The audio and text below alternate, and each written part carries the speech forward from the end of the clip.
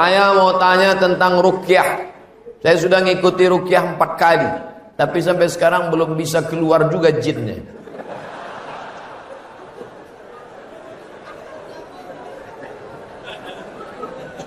Nanti pergi ke Pekanbaru, mana tahu hari libur. Di belakang Hotel Premier ada Masjid Al-Falah. Ini nomornya, catat. Mana tahu ke Pekanbaru. Mungkin sama Ustadz ini jin itu tak takut, yang ini dia takut. Catat nomornya. Ketua Asosiasi Ruqyah Indonesia Provinsi Riau Daratan.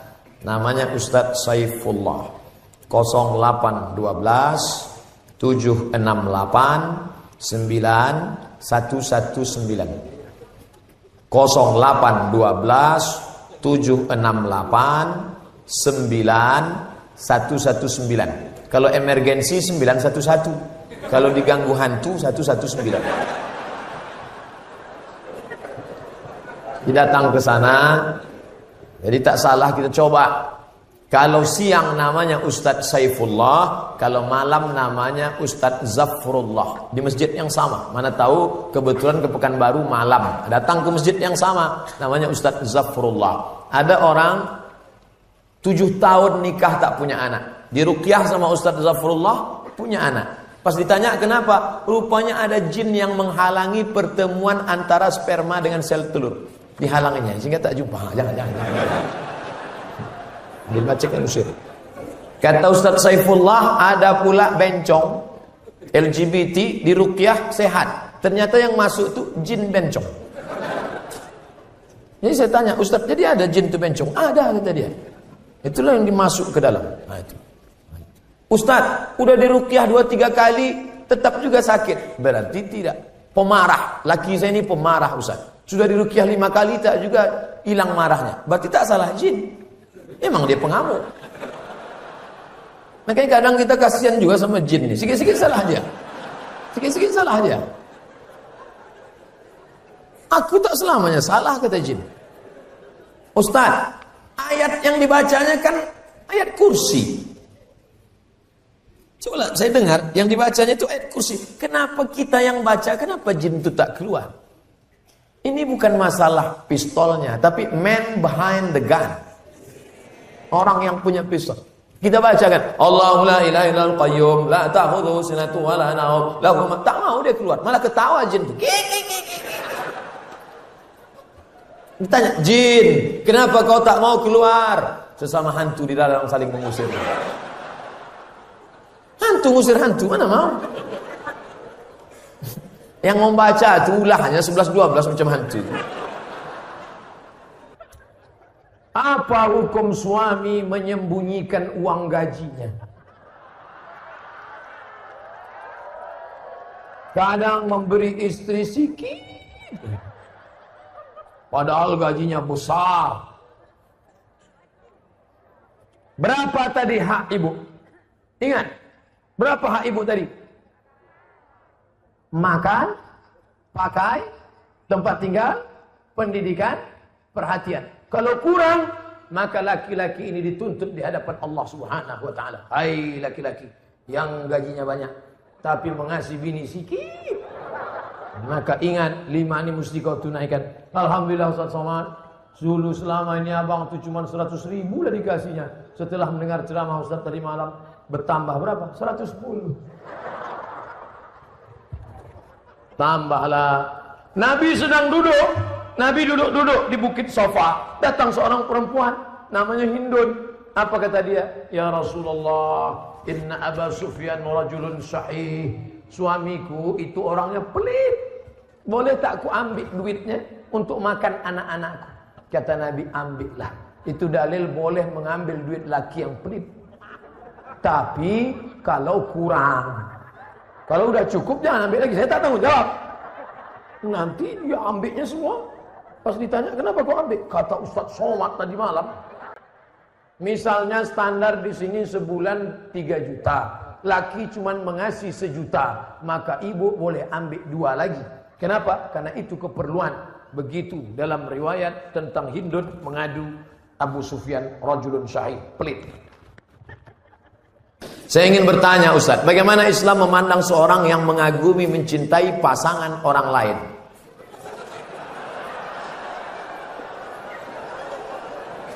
Bagaimana pula jika orang itu memiliki perasaan yang sama dengan kita?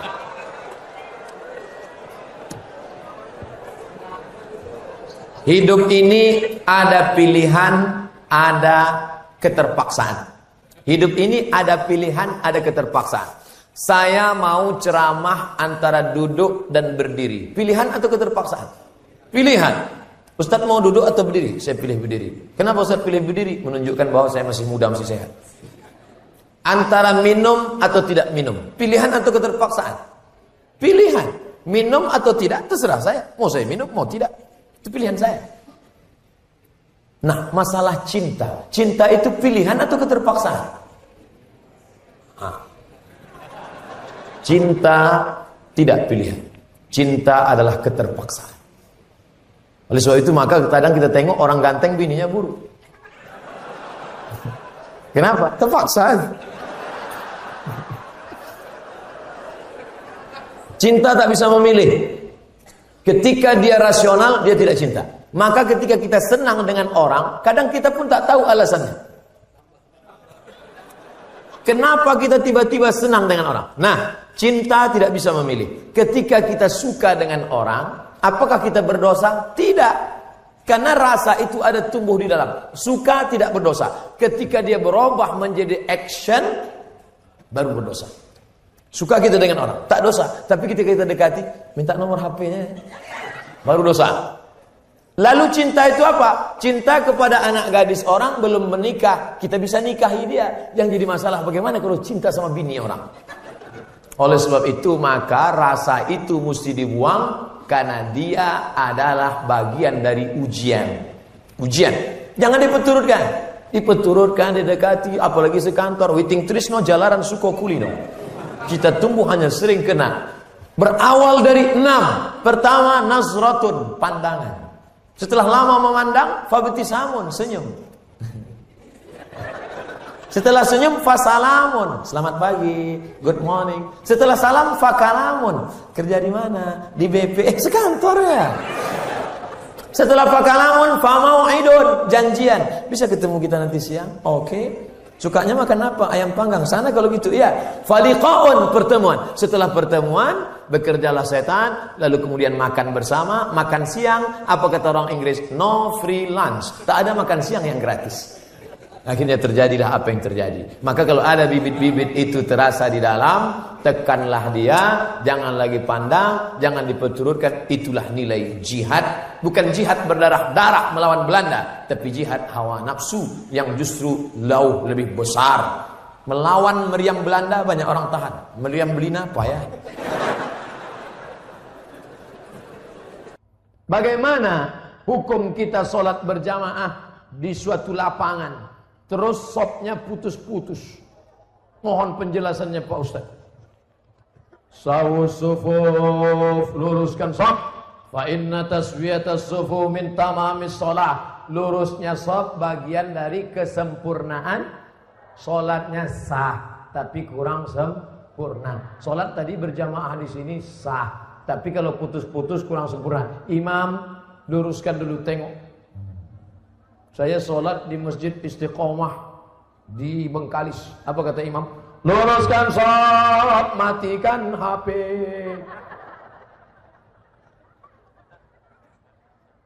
Ada pula di masjid lain, luruskan sholat, angkat kaki celana. Ada pula di masjid di Dumai lain lagi, luruskan sholat, simpan batu cincin. Saya tanya, Pak Imam, kenapa lain ini? Iya Pak Ustaz, batu cincin ini buat orang tak khusyuk. Waktu tasyahud tengok, sungai darah ini. Tapi tiga-tiganya sepakat bahwa luruskan sop. Cara meluruskan sop itu Pak Ustaz, ujung kaki di ujung tumit, ujung kaki di ujung sop. Kiblatnya ke sana. Ini ujung sajadah, tumit. Nah, tumitnya yang rata. Takut pula terlentang. Tumit. Jadi yang rata itu tumitnya. Adapun ujung kakinya ya tergantung kaki masing-masing, kan? Kalau kakinya panjang, panjang. Kalau pendek, pendek. Mangkibun bimangkibin. Bahu rapat dengan bahu. Bahu bersentuh dengan bahu. Bersentuh dengan bahu. Saya kalau bahu saya disentuh orang, saya tak. Cuman kalau kaki kadang disentuh, geli kita. Nah, jadi kalau ada kawan, kita senggol kakinya sekali, dia geser, jangan disenggol lagi. Nanti asik ngurus kaki. Saya khawatirnya dia preman baru tobat. Begitu kita dipijakkannya, gitu. Bertinju kita di masjid. Kalau sampai kita bertinju di masjid, nanti yang ketawa yang tak ke masjid. Kenapa orang itu bertinju di masjid? Gara-gara kaki. Untung kita tak tahu masjid. Allah pak balak 6. Nah jadi bahu rapat dengan bahu, kaki rapat-rapat sikitlah. Kalau dia risau atau setempel. Setelah itu barulah imam angkat takbiratul ihram. Allahu Akbar. Bagaimana hukum suntik rubella yang belum sertifikasi halal MUI? Sampai sekarang Majelis Ulama Indonesia tidak mengeluarkan sertifikat halal sampai hari ini. Itu yang disampaikan oleh Sekjen MUI, Wakasekjen MUI, Kiai Haji Dr. Kiai Tengku Zulkarnain. Oleh sebab itu kalau ada yang memakai itu alasannya karena darurat. Karena kata dia kalau tidak disuntikkan ini anaknya sakit cacat, mati. Kita kalau dipilih antara dua, mati atau makan babi, pilih mana? Makan babi. Tak boleh pilih mati. Masuk ke dalam hutan, pilihan cuma dua, mati sama makan babi. Kau pilih mati atau makan babi? Aku mati aja lah, tak boleh. Mesti makan babi. Ambil kecap, colek-colek babi itu.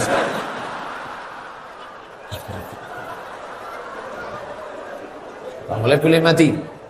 Nah, jadi kalau bapak ibu takut anak itu cacat, sakit, dipakainya hukum darurat itu. Ustadz Somad, saya tanya emak saya ini orang kampung. Mak, aku dulu waktu kecil ada disuntik cacar, suntik ini. Enggak, kau dari kecil tak pernah disuntik. Asal datang dokter puskesmas, kularikan kau ke hutan. Sampai sekarang saya hidup, tak ada sakit. Pernah ada trapel ngajak saya umroh. Ustadz, kapan Ustadz ada kosong mau suntik? Kalau kalian mau berangkat, berangkat. Tapi aku terus terang tak bisa suntik. Kalau tak dapat visa apa Ustadz? Saya tak berangkat. Sampai hari H saya tak suntik. Tak bagaimana ceritanya mereka dapat visa, berangkat. Katanya kalau tak suntik, sakit, mati. Tak mati. Tapi ini tak bisa jadi hukum. Saya tak mati, yang mendoakan saya banyak. Nah, sebanyak ini mendoakan. Mana mumpan kuman-kuman virus-virus? Pak Ustadz, berdosa tak kita memarahi ibu? Alasannya ibu keluar rumah tak menggunakan hijab. Oh, tak boleh nak. Mentang-mentang kau sudah pengajian, lalu kau panggil emakmu, mak sini sebentar. Assalamualaikum warahmatullah. Neraka jahanam. Bukan begitu caranya. Wa in jahadaka ala an tusyrika bima laysa laka bihi ilmun. Kalau emak bapakmu memaksamu untuk mempersekutukan aku, fala tuti'huma, jangan kau patuhi dia. Tapi untuk melawan tetap tak boleh. Wa sahibhuma fid dunya ma'rufa, tetaplah bergaul dengan jangan kalian yang menasihati dia. Datangi Pak Wan, datangi Pak Bupati, datangi Pak Wabu. Pak, bisa tak Bapak nasihati mak saya? Mak saya ini takut sama Bapak. Panggil Pak Bupati. Bu, sini. Ibu, kenapa tak juga begitu? Iya Pak, insya Allah saya betul. Gitu. Jadi mulutnya mulut mereka, pesannya dari kita. Jangan kita ngomong. Kita sebagai anak tidak pernah bersar di hadapan orang tua kita. Saya, Abdul Somad LCMA, penceramah, tapi di depan mak saya, alah kau udah kecil. Ibu tak pernah melihat anaknya itu besar. Anak itu tetaplah anak kecil yang dulu dia gendong-gendong. Maka pakai lidah orang lain. Cari tokoh-tokoh adat, tokoh lembaga adat Melayu, nenek mama, tokoh masyarakat. Datuk, bisa tak Datuk nasihati? Nenek, bisa tak nasihati emak saya belum berjilbab? Aku pun tak berjilbab juga. Apa hukum orang yang mampu beli mobil tapi minyaknya pakai subsidi premium? Ini nyindir saya nampaknya. Janganlah main sindir-sindir. Kalau mau turun saya baru tanya langsung.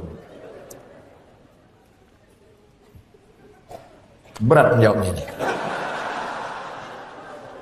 Kita bandingkan dengan negara lain, bagaimana harga minyak, bagaimana hebatnya negeri kita, gemah ripah, loh jenawi, tongkat dan batu jadi tanaman, untayan zamrud, katulistiwa di bawah minyak, di atas minyak. Bagaimana nasib saudara kita di Anambas yang begitu kaya dan hebat, tapi 24 jam saya di sana, HP saya tak berbunyi sama sekali. Nah, ini kan luar biasa. Oleh sebab itu pengaturan minyak, subsidi segala macam, mudah-mudahan ke depan pemerintah lebih baik insyaallah. Ini hak kita sebagai warga negara. Mestinya kita ini, kalau dilihatlah minyak kita dengan gas kita, dengan batu bara kita, dengan negeri terkaya di dunia, tak ada apa-apanya Brunei Darussalam. Ustaz, apa hukumnya membawa HP ke toilet? Misalnya main game.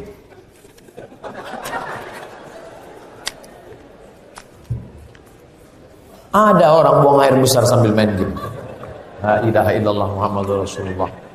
Fokus sajalah di satu pekerjaan. Tak usah lain-lain. Pak Ustadz, saya mau nanya, apakah orang yang bertato itu tidak diterima sholatnya? Ada orang pakai tato. Apa tulisan tatonya? Orang yang bertato tidak diterima sholatnya.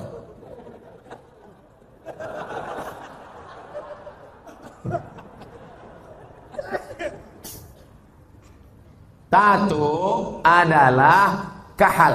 Kahal adalah celah yang dimasukkan ke dalam kulit dengan cara dilobangi, dimasukkan kahal. Itu tato zaman jadul. Tato zaman sekarang, tato listrik, tato macam-macam jadi baru. Mantap, waktu masih muda tegap, gambar tatonya ular kobra. Setelah tua kena diabetes. Mengkurut, cacing pita.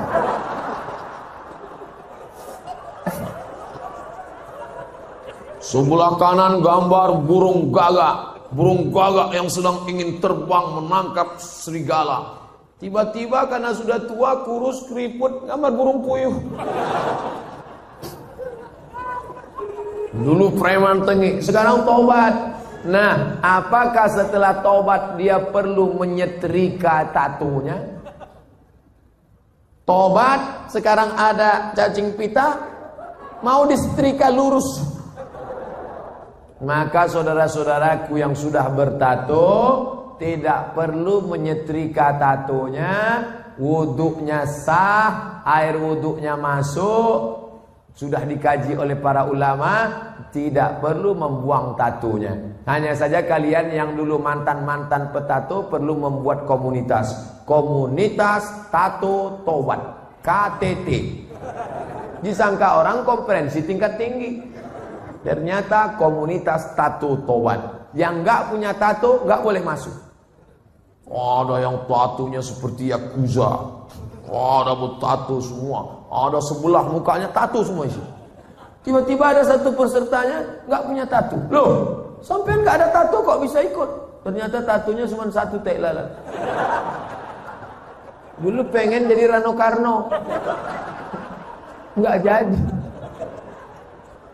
Dulu, sama-sama dulu kan ada anak-anak muda ingin jadi Rano Karno, disuntik, ambil jarum, tusuk, kasih spidol. Ustaz kok tahu? Saya dulu nyoba juga. Nggak jadi. Nah, bagi yang belum punya tato, jangan buat tato. 5. La'anallahul wasimat, Allah melaknat yang tukang buat tato. Wal mutasimat, minta buatkan tato. Wal mutanammisat, yang mencabut. Ini alis atau bulu mata? Alis, mencabut alis. Ini jangan dicabut. Ini mau nikah, wah, dicabut. Cabut, enggak mempan cabut, dicukur. Wah, hilang. Tukang buat tato, minta buatkan tato, mencabut bulu mata, alis mata. Wal mutafallijat, mengotak-atik gigi. Gigi sudah bagus, dia otak-atik, kecuali giginya memang enggak wajar. Setiap melihat dia senyum, pingsan 3 orang. Hai, pingsan. Itu boleh pakai kawat. Dulu seingat saja kawat itu kan untuk pagar. Sekarang gigi pakai kawat. Hari Senin ungu, hari Selasa merah, Hari Rabu pink, setiap ketemu. Itu nggak boleh, mubazir, sakit. Pokoknya merubah yang nggak wajar jadi wajar, boleh. Merubah yang nggak normal jadi normal, boleh. Tapi yang sudah normal jadi abnormal, nggak boleh. Nah, oleh sebab itu yang bertato, kalau ada imam kita bertato, nggak usah dipermasalahkan. Nanti selesai sholat, ini sholat kita sah nggak ya? Nampaknya nggak. Pokoknya baik-baik semua. Kalau orang tua saya sebelum meninggal berwasiat kepada saya untuk pergi haji, apakah saya harus memenuhi wasiat itu? Apa tidak? Sedangkan saya belum naik haji.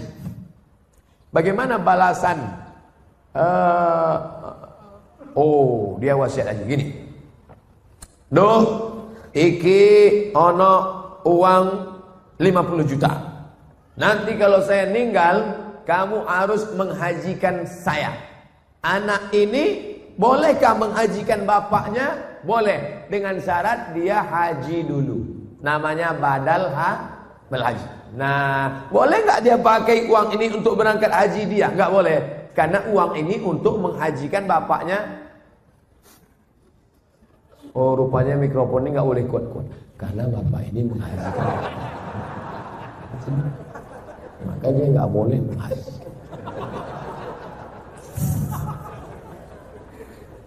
Jadi dia harus haji dulu, baru dia bisa menghajikan bapaknya. Dalilnya mana? Labbaik Allahumma subruma, labbaik Allahumma subruma. Aku menghajikan subruma, aku menghajikan subruma. Sampean kenes dulu. Come here for a moment. Sini sebentar. Kamu tadi menghajikan siapa? Menghajikan Subruma. Subruma itu siapa? Sedulurku. Aku menghajikan Subruma. Sampean wis haji apa ora? Urung. Haji dulu dirimu, baru hajikan orang lain. Nah, kebetulan nanti anaknya dapat uang. Dia berangkat haji, bawa uang almarhum yang 50 juta tadi. Kebetulan nanti di Makkah ketemu mahasiswa dari Semarang, anak KSW, kekeluargaan Wali Songo. Di Mesir, kalau anak Jawa Tengah itu nama persatuannya KSW, kekeluargaan mahasiswa Wali Songo. Kalau kami anak Riau namanya KSMR, kelompok studi mahasiswa Riau. Ustaz kok tahu? Kami dulu tetangga di Kairo. Kami di atas anak Riau, di bawah anak KSW, kawan akrab. Nah, tanya dia, sampean dari mana? Dari Kairo, sedang haji ya? Iya, rumahnya di mana? Di Semarang. Oh, ketepatan, saya mau membadalkan haji bapak saya. Lihat dulu mana KTP-nya, betulkah belajar dari Al-Azhar? Jangan sampai ngaku-ngaku bohong. Lalu kemudian serahkan, ini badal haji untuk bapak saya. Maka hajinya sah.